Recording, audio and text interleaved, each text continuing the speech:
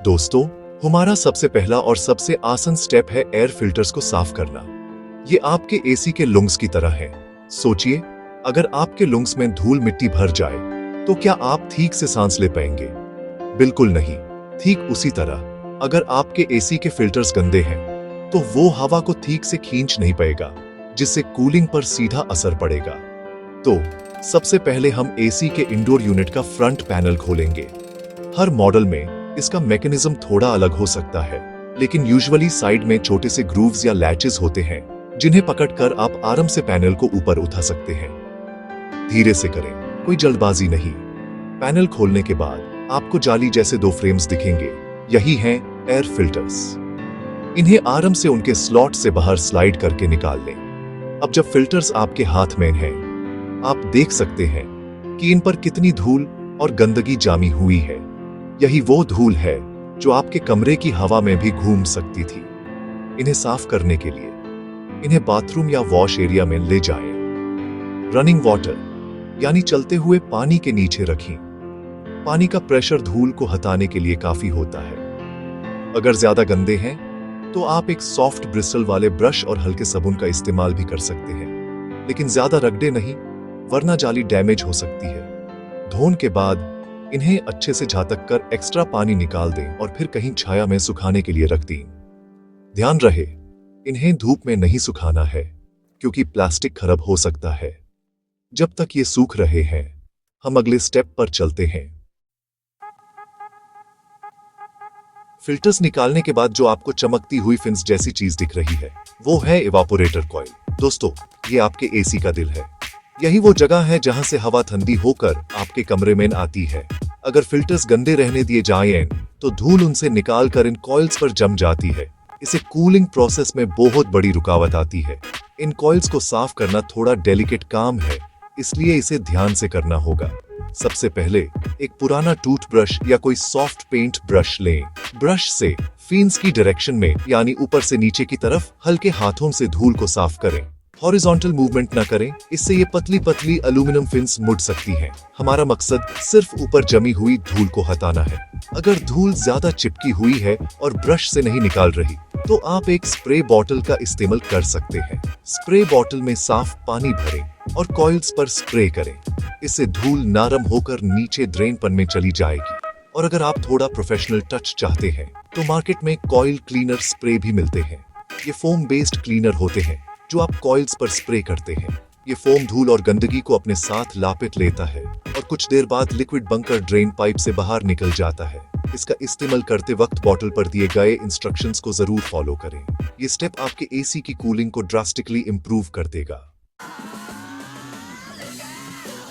अब हम बात करेंगे उस हिस्से की जो ठंडी हवा को आप तक पहुंचाता है, यानी ब्लोअर। इवेपोरेटर कॉइल्स के ठीक पीछे और नीचे एक सिलिंड्रिकल केज जैसा फैन होता है, जिसे हम ब्लोअर कहते हैं। यही वो कंपोनेंट है जो घूमकर हवा को आगे फेंकता है। वक्त के साथ इसके फिन्स या ब्लेड्स पर भी धूल और नमी की वजह से एक मोटी परत जम जाती है। इस परत की वजह से ब्लोअर का बैलेंस बिगड़ सकता है और वो हवा को उतनी तेजी से नहीं फेंक पाता जितनी यूज फेंकनी चाहिए। इससे आपको हवा का फ्लो कम महसूस होता है, भले ही एसी कूलिंग कर रहा हो। इसकी सफाई थोड़ी ट्रिकी हो सकती है, क्योंकि इस तक पहुंचना आसान नहीं होता।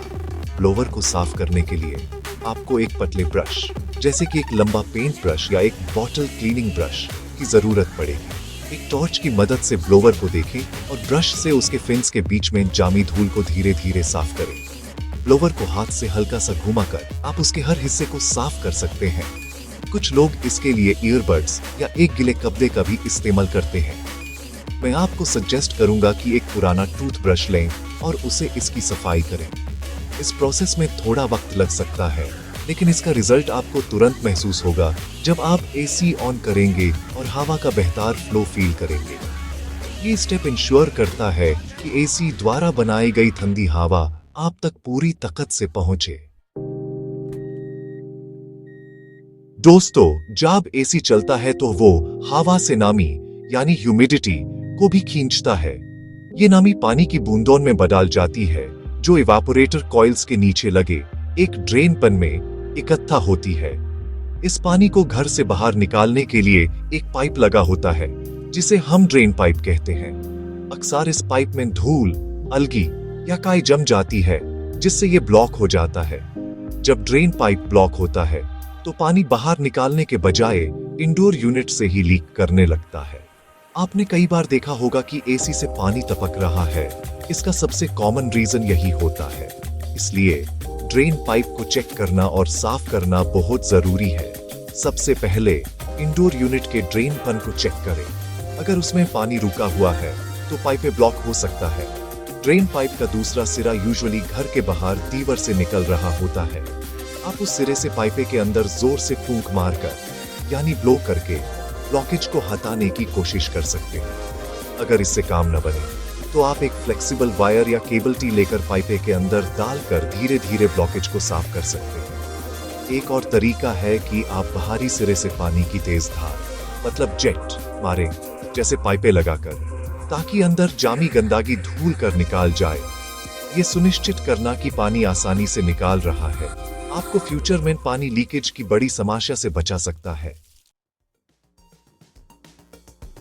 अब तक हमने इंडोर यूनिट की बात की, लेकिन एक स्प्लिट एसी का एक बहुत ही महत्वपूर्ण हिस्सा घर के बाहर भी लगा होता है, जिसे हम आउटडोर यूनिट या कंडेंसर यूनिट कहते हैं।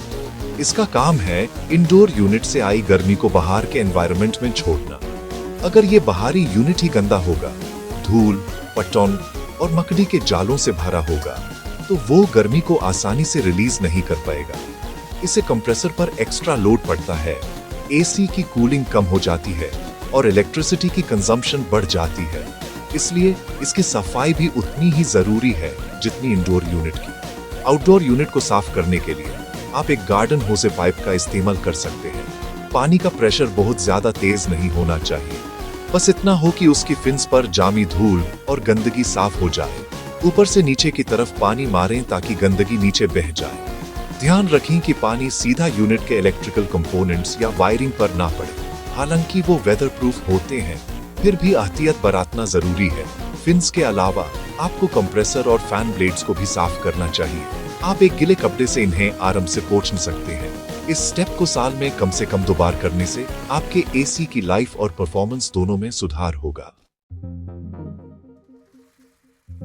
दोस्तों, अब हम एक ऐसे टॉपिक पर आ गए हैं जो थोड़ा टेक्निकल है और मैं हमेशा रेकमेंड करूंगा कि इसके लिए आप प्रोफेशनल की ही मदद लें। ये टॉपिक है एसी की गैस यानी रेफ्रिजरेंट का लेवल चेक करना। रेफ्रिजरेंट ही वो केमिकल है जो गर्मी को अब्सॉर्ब करके हवा को ठंडा करता है। अगर आपको लग रहा है कि एसी की सफाई करने के बाद भी कूलिंग उतनी अच्छी नहीं हो रही है, तो एक संभावना हो सकती है कि सिस्टम में गैस का लेवल कम हो गया हो। गैस कम होने के कई कारण हो सकते हैं, जैसे कि पाइप्स में कहीं छोटा सा लीक होना। गैस लेवल को चेक करने के लिए स्पेशल प्रेशर गेजेस की जरूरत पड़ती है और इसे सिर्फ एक सर्टिफाइड और एक्सपीरियंस टेक्नीशियन ही ठीक से कर सकता है। मैं आपको बिल्कुल भी सलाह नहीं दूंगा कि आप इसे खुद से करने की कोशिश करें। अगर आपको गैस कम होने का शक है तो एक विश्वसनीय एसी टेक्नीशियन को बुलाएं। वो आकर पहले लीक को ढूंढेंगे और यूज ठीक करेंगे और उसके बाद ही सही प्रेशर पर गैस रिफिल करेंगे। गलत तरीके से या गलत गैस भरने से आपके एसी का कंप्रेसर खराब हो सकता है, जो कि सबसे महंगा पार्ट होता है। इसलिए ये स्टेप ऑप्शनल है और इसे एक्सपर्ट्स पर छोड़ देना ही सबसे बेहतर है। नॉलेज के लिए जानना अच्छा है, पर करना नहीं। तो दोस्तों, हमने फिल्टर्स धो लिए, कॉइल्स साफ कर लिए, ब्लोवर चमका दिया, ड्रेन पाइप क्लियर कर दिया और आउटडोर यूनिट को भी नहा दिया। अब वक्त आ गया है हमारी मेहनत के फल को चखने का। लेकिन उससे पहले हमें यह सुनिश्चित करना है कि हर चीज अपनी जगह पर वापस लग गई है और बिल्कुल सूख चुकी है। सबसे पहले जो एयर फिल्टर्स हमने सुखाने के लिए रखे थे, उन्हें चेक करें। जब वो पूरी तरह से सूख जाएं, उन्हें वापस उनके स्लॉट में आराम से स्लाइड कर दें। ये स्टेप बहुत जरूरी है, बिना फिल्टर्स के एसी कभी न चलें। इसके बाद इंडोर यूनिट के फ्रंट पैनल को धीरे से बैंड कर दें। सब कुछ आंचे से असेंबल करने के बाद अब टाइम है फाइनल टेस्टिंग का। जाइए और मैं पावर सप्लाई और एमसीबी को वापस ऑन कर दीजिए। अपने एसी का प्लग सॉकेट में लगा दें। अब रिमोटली और एसी को ऑन करें। यूज अपने डिजायर्ड टेम्परेचर पर सेट करें। जैसे कि बेस या 24 डिग्रीज, और फैन स्पीड को मीडियम या हाई पर रखें। अब थोड़ी देर इंतजार करें और महसूस करें। आपको हवा के फ्लो में एक नोटिसेबल डिफरेंस महसूस होगा। हवा पहले से ज्यादा तेज और ठंडी लगेगी। बाहर जाकर चेक करें कि ड्रेन पाइप से पानी ठीक से निकाल रहा है या नहीं। अगर सब कुछ ठीक है तो बधाई हो, आपने सफलतापूर्वक अपने एसी की सर्विस कर ली है। इस पूरे प्रोसेस के अंत में मैं आप सबको एक बहुत ही जरूरी बात फिर से याद दिलाना चाहता हूं, सेफ्टी। दोस्तों, DIY प्रोजेक्ट्स करना, नई चीजें सीखना, अपने हाथों से काम करना, ये सब बहुत अच्छी बातें हैं। इससे हमारा कॉन्फिडेंस बढ़ता है और हम सेल्फ रिलायंट बनते हैं। लेकिन इस सब में हमें अपनी सुरक्षा को कभी भी अनदेखा नहीं करना चाहिए। जैसे हमने शुरुआत में ही कहा था, किसी भी इलेक्ट्रिकल अप्लायंस पर काम करने से पहले उसकी पावर सप्लाई को बैंड करना सबसे पहला और सबसे जरूरी नियम है।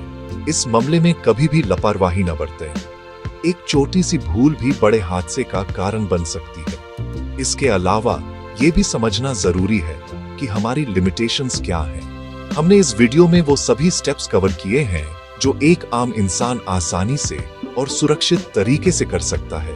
लेकिन अगर आपको कहीं भी लगता है कि कोई काम आपके लिए ज्यादा मुश्किल है, या आप कंफर्टेबल नहीं हैं, या फिर आपको लगता है कि प्रॉब्लम कुछ ज्यादा ही टेक्निकल है, जैसे गैस लीकेज या कोई इलेक्ट्रिकल फॉल्ट, तो बिल्कुल भी रिस्क ना लें। ऐसे में हमेशा एक प्रोफेशनल और सर्टिफाइड टेक्नीशियन की मदद लें। उनके पास सही टूल्स, नॉलेज और एक्सपीरियंस होता है।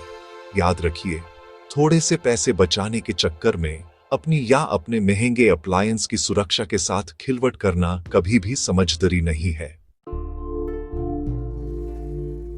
तो दोस्तों, ये था हमारा डिटेल्ड सेशन कि कैसे आप अपने एसी को एक नई लीज ऑफ लाइफ दे सकते हैं। आई होप इस वीडियो से आपको काफी कुछ नया सीखने को मिला होगा।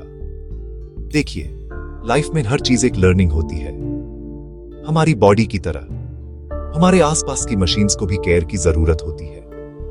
जब हम उनका ख्याल रखते हैं तो वो भी हमारा ख्याल रखते हैं। ये एसी सर्विस एक मेटाफोर है लाइफ के लिए। छोटी छोटी चीजों पर ध्यान देना, रेगुलर मेंटेनेंस करना, प्रॉब्लम्स को बड़ा होने से पहले ही सॉल्व कर लेना, यही तो एक स्मार्ट और फुलफिलिंग लाइफ जीने का तरीका है।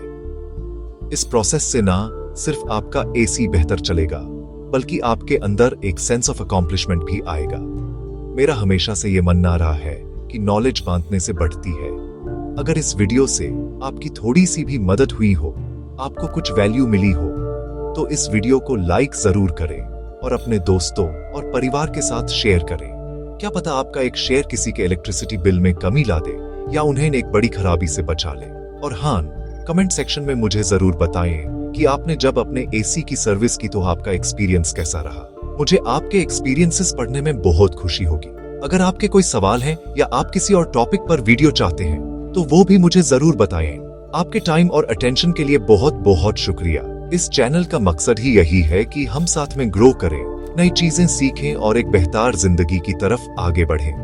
अगर आप इस बीरबिसेप्स फैमिली, इस जिशान अंसारी फैमिली का हिस्सा नहीं है, तो सब्सक्राइब बटन दबाना ना भूलें और बेल आइकॉन को भी प्रेस कर दें ताकि आप मेरा कोई भी फ्यूचर वीडियो मिस ना करें। अगले वीडियो तक सीखते रहिए, ग्रो करते रहिए और अपना ख्याल रखिए। नमस्ते।